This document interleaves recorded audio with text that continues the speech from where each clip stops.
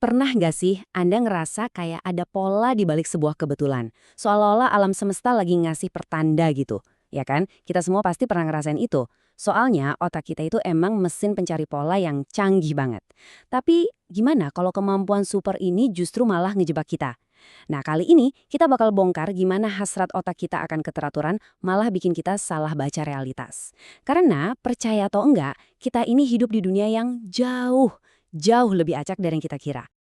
Oke, kita langsung tes intuisi Anda ya. Gini deh, coba bayangin. Ada koin dilempar 100 kali. Nah, 99 lemparan pertama, hasilnya itu kepala terus-terusan. Gila kan? Sekarang, untuk lemparan yang ke 100, kira-kira apa nih hasilnya? Apa kata hati Anda? Apakah sisi ekor pasti bakal muncul buat nyeimbangin?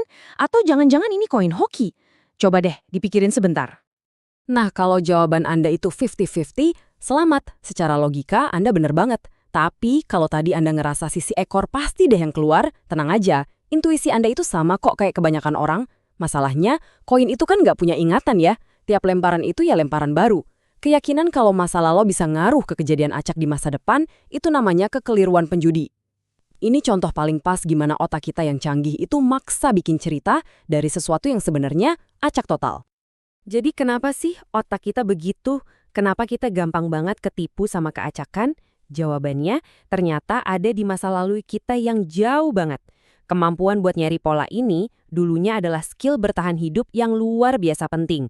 Yang sayangnya di dunia modern sekarang malah sering jadi bumerang. Coba deh bayangin nenek moyang kita zaman dulu di padang sabana. Tiba-tiba ada suara kresek-kresek di semak-semak. Itu cuma angin atau singa yang lagi ngumpet. Nah, otak yang langsung mikir, wah bahaya nih, predator. Walaupun seringnya salah, itu adalah otak yang bikin kita selamat. Efek sampingnya, sampai sekarang masih ada. Kita jadi suka lihat muka di awan, ngelihat hantu di bayangan gelap, dan iya itu tadi, ngelihat pola di lemparan koin. Ini tuh kayak bug di software evolusi kita. Nah, masalahnya bug ini juga bikin kita jadi kacau pas menilai resiko. Coba jujur deh, mana yang bikin Anda lebih deg-degan, naik pesawat atau nyetir mobil? Buat kebanyakan orang, pasti jawabannya naik pesawat. Kenapa? Karena kecelakaan pesawat itu kan dramatis, masuk berita besar, dan nempel banget di ingatan kita. Kalau mobil, itu kan kejadian sehari-hari. Tapi, sekarang coba kita lihat faktanya. Tiap tahun, ada sekitar 1,25 juta orang meninggal di jalan raya di seluruh dunia. Bandingin sama korban kecelakaan pesawat yang cuma beberapa ribu orang. Angka itu nggak bohong kan? Persepsi kita yang dipengaruhi sama cerita-cerita dramatis ternyata jauh banget melenceng dari statistik. Intuisi kita soal resiko seringnya salah total.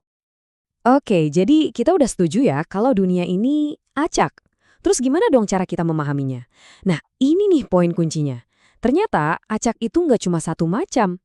Ada dua jenis yang beda banget, dan ngerti bedanya ini tuh kunci buat bisa benar-benar jalan di dunia ini.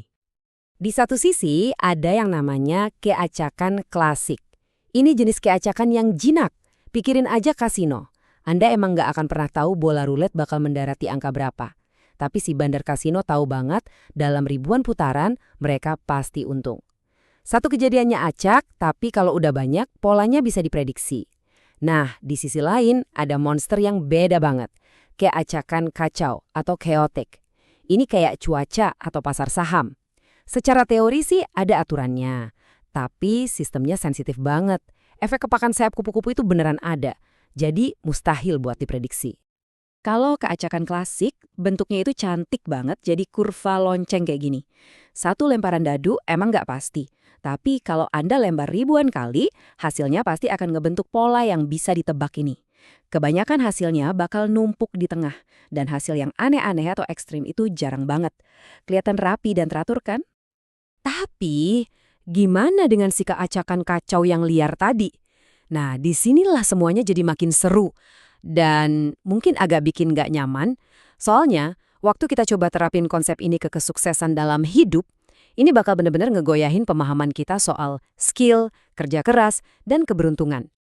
Penipuan ini nunjukin betapa gampangnya keberuntungan disangka sebagai keahlian. Coba ikutin ceritanya ya. Langkah pertama, Anda mulai dengan katakanlah 4.096 orang. Anda kirim tips pacuan kuda ke mereka, tapi dibagi-bagi. Seperempat dapat tips kuda A menang, seperempat kuda B, dan seterusnya. Langkah kedua, setelah pacuan selesai, pasti ada satu kuda yang menang kan? Nah, 3.000-an orang yang dapat tips salah, Anda cuekin aja. Anda fokus ke 1.024 orang yang tipsnya benar. Langkah ketiga, Anda ulangin lagi prosesnya ke kelompok pemenang ini. Langkah keempat, setelah 4 kali pacuan, bakal ada sisa 16 orang yang dapat 4 tips benar terus-terusan dari Anda. Buat mereka, Anda itu dewa judi, jenius. Padahal ini semua cuma nyaring keberuntungan doang. Dan ya, inilah yang terjadi di dunia nyata. Punya skill dan kerja keras itu wajib. Itu ibaratnya kayak Anda beli tiket lotre. Tanpa tiket itu, ya nggak mungkin menang. Tapi buat bisa melesat ke puncak, buat jadi kayak J.K. Rowling misalnya, seringkali butuh satu dorongan keberuntungan dari si keacakan kacau ini. Ada ribuan penulis hebat di luar sana, tapi cuma segelintir yang dapat jackpot keberuntungan yang ngubah segalanya.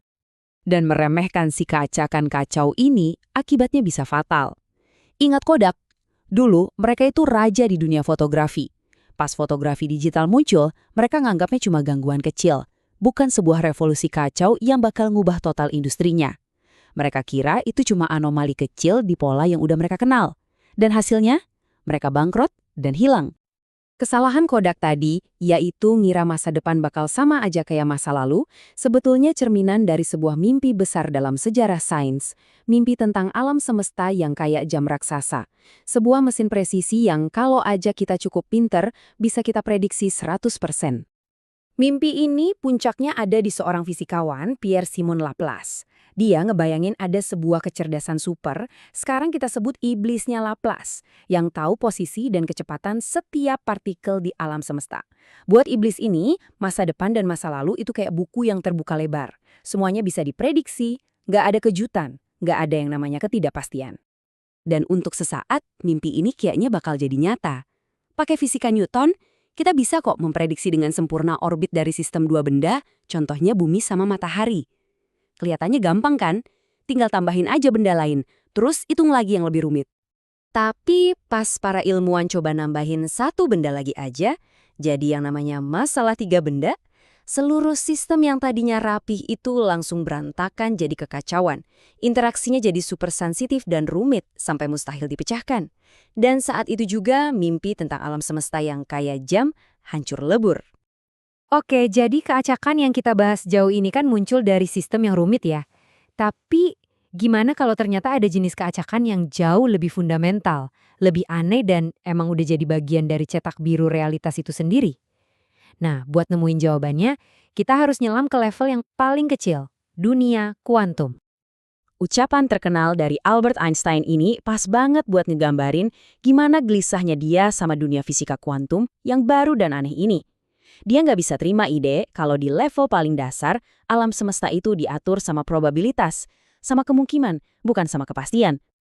Ingat kan tadi soal keacakan kacau yang nggak bisa diprediksi karena kita nggak punya data yang sempurna? Nah, sekarang lupakan itu. Keacakan kuantum ini beda level. Contohnya, kapan sebuah atom radioaktif bakal meluruh, nggak ada yang bisa tahu. Bener-bener nggak ada penyebabnya. Kejadian itu ya terjadi gitu aja. Ini bukan karena kita kurang informasi. Ini adalah keacakan murni di inti dari segala materi. Dan disinilah semuanya jadi bener-bener aneh. Sebelum kita ukur, sebuah partikel kuantum itu bahkan nggak punya lokasi yang pasti.